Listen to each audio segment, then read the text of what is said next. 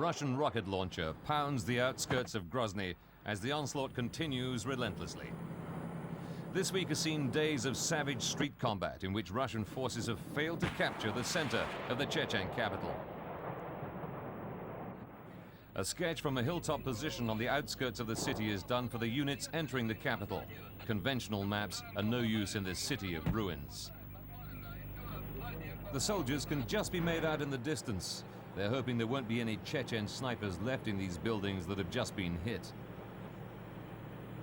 The Russian army is relying on its superior firepower and artillery to eliminate rebel strongholds rather than sending tanks into the city.